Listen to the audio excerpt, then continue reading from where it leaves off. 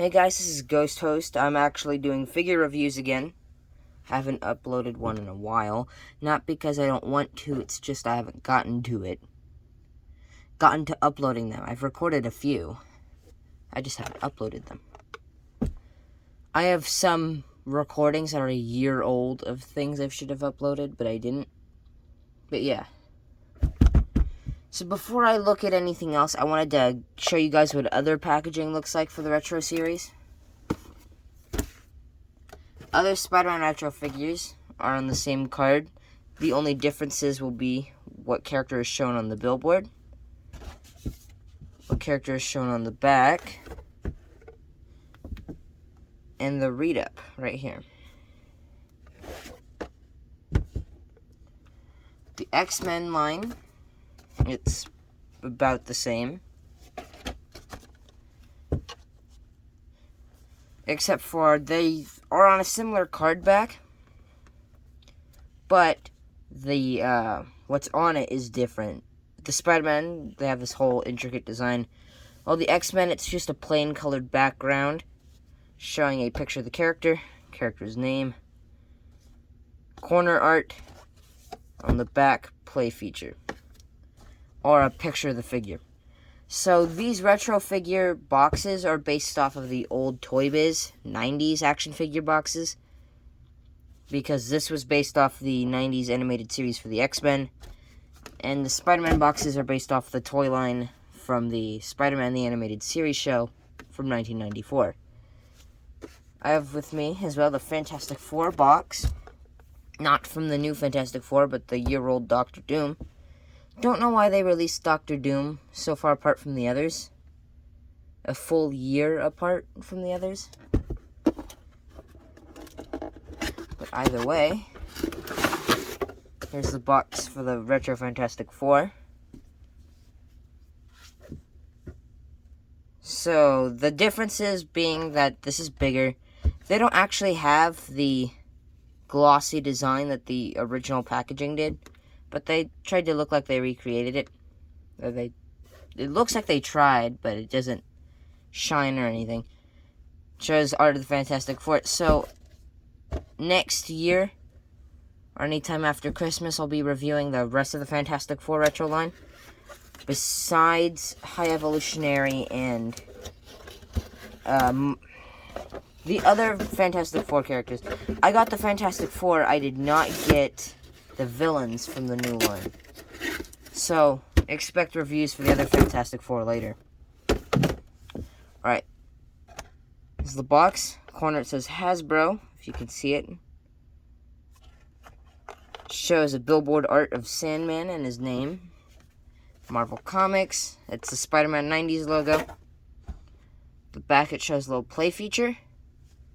Art of the Sandman. And a little read-up on the back. A massive dose of radiation bonds petty criminal William Baker's body to sand, creating a massive threat to Spider-Man. So for those of you guys who know him as Flint Marko, his true name is William Baker, but he went by the alias Flint Marko when committing crimes and escaping from prison. Now he just goes by Sandman, because, well, he's just the Sandman. Let's see, his height is usually around 6 foot or larger. He's a very modular character. He can grow. He can change size and shape. Alright, so I remember he first appeared in Amazing Spider-Man number 4, 1963. I'm pretty sure. Correct me if I'm wrong. Alright, so I'm pretty sure he used to be a construction worker before becoming a criminal, but I honestly can't remember. I don't think they ever say what occupation he had before being a criminal.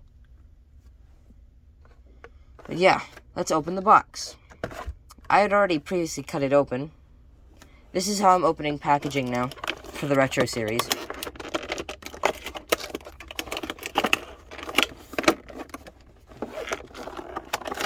I want to keep the card back as intact as I can. I don't want to damage the card back too much, so I could still have it on display like that. Here he is. I'm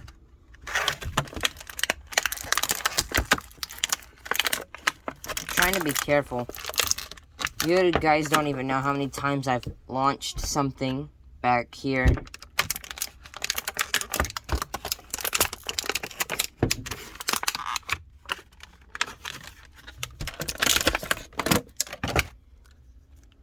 Alright.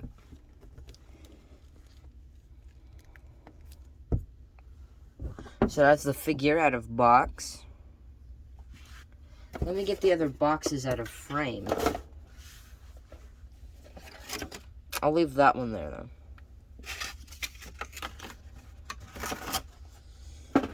Okay, so that's Sandman out of box. And before we look at the review, let's do some figures for scale. For another line, starting off, we have the Hasbro Meowscles. No longer the Jazzwares one, he has been replaced. But I have the Jazzwares Fortnite Legendary Series Jonesy figure as well, for scale. Yes, I do collect the Fortnite line.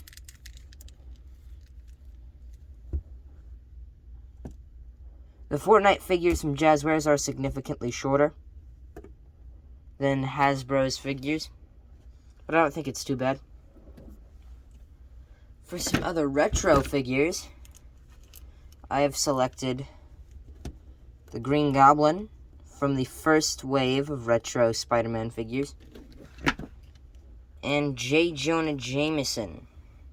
I'm not sure if he'd be considered second wave or a singular release on the retro card, but he was released around the same time as Black Cat, a couple months after the initial release of the line. I can't remember if I posted a review for him. I probably didn't, though. Right, of course, here's him next to the retro Spider-Man. And now, next to his fellow Sinister Six members. I'm just going to get as many as I can fit on frame here. I don't have the 2-pack Kraven, I only have the Rhino Wave Kraven. I should have just cut out the part where I set up the figures, but I'm just going to leave it up.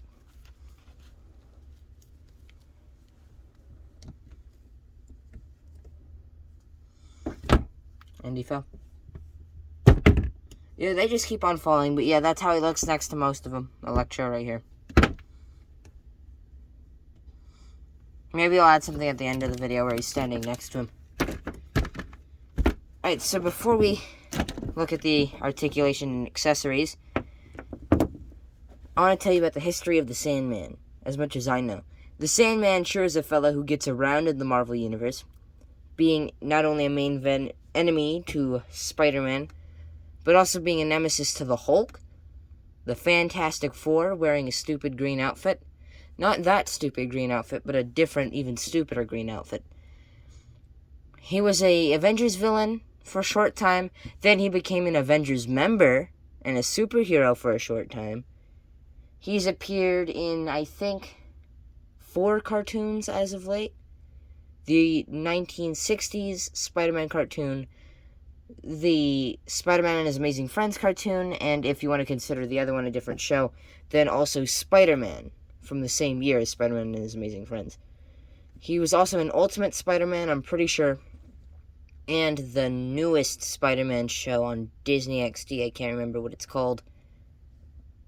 Was he in any other shows? I don't think he was in any other shows, but he was in the Spider-Man movie, Spider-Man 3, and he's going to be in Spider-Man Far From Home. I hope they get him right, because I really like how they did him in the 3rd Spider-Man movie. So let's see how they'll handle him in the next 3rd Spider-Man movie. Alright. So for accessories, Sandman comes with the 2 hands he has on right now. An extra sand head.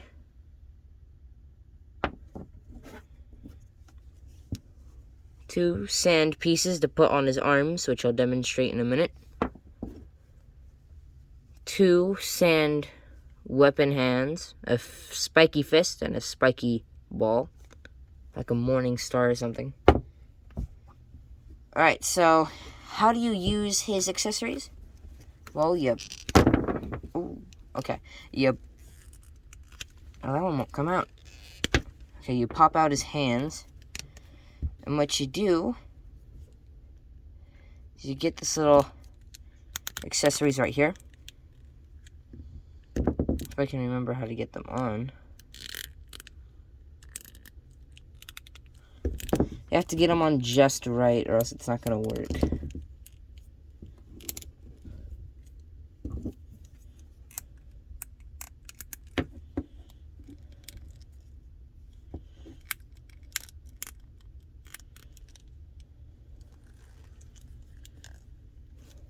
These are a pain to deal with.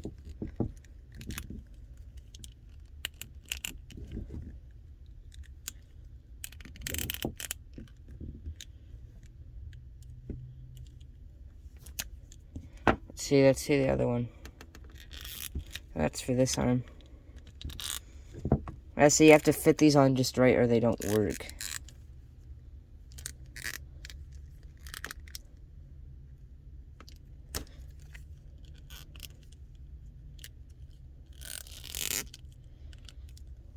Alright, got that one.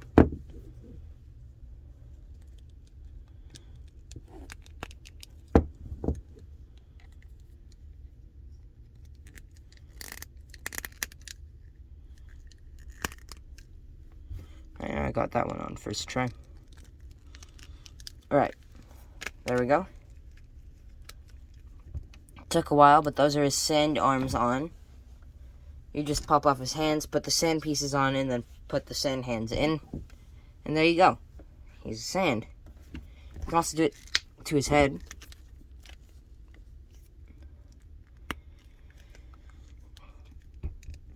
And there you go. There he's got a sand head. Alright, so before we get to articulations, I have a bit of gripes I'd like to talk about considering the accessories. So first of all, I think everyone's complained about this. The fact that his undamaged head is angry, yet his damaged head has a more neutral face. Also, I kind of wish he came with maybe... So the Hydro Man figure, which uses the same body mold, had water pieces that went over his feet. I wish I would have made some of those for the Sandman. Of course, I wouldn't be able to fit on a retro card back, but they could always release a deluxe figure. I would have liked more accessories for his hands. Maybe like a hammer hand, or mallet, an axe, a stretching open hand, like the Toy Biz one. But of course, you can't fit that, so maybe we'll get a deluxe later down the line. Also, more heads, and possibly a more sandy variant. Or even just a plug-in on his back. There's no peg hole. They'd probably have to resculpt the figure to have a peg hole. But kind of like the Venom plug-in they had. Or the one for the Human Torch, where it just rests on his shoulders. Just get sand on his shoulders. Make it really sandy. Alright, so for articulation, Sandman can look a really good amount forward, or up, down. He can also look a really good amount down. He does have head tilt. It can look side to side and all the way around. His arms can lift up right about that much, but I always feel like I'm going to break the joint whenever I do it. It just feels really weak. Double jointed elbows, and also pegless joints, which is very nice. Always gotta love that. Oh, paint error right there. If you can see it. You have a swivel at the hand right here. And if you have the fists in, it can also hinge. Ab crunch with some pretty good range. torso swivel. Legs can kick good amount forward. And I guess you can consider that kicking back. Not really. Swivel right here. Double jointed knees, which have pretty good range. No boot cut joint. But his foot can go up and down. As well as it has an ankle pivot, which is blocked by the sculpt of his jeans, though.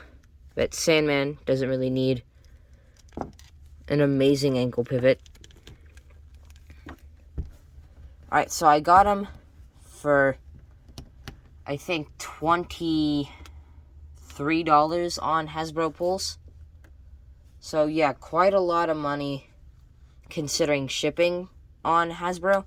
I usually wait till figures come out like Target.com or Hasbro. Not Hasbro, Target.com or Amazon, so I don't have to pay for shipping. But he didn't, so I bought him on Amazon. Or I bought him on Hasbro Pulse. I can't talk right now because it's been a while since I've made a video.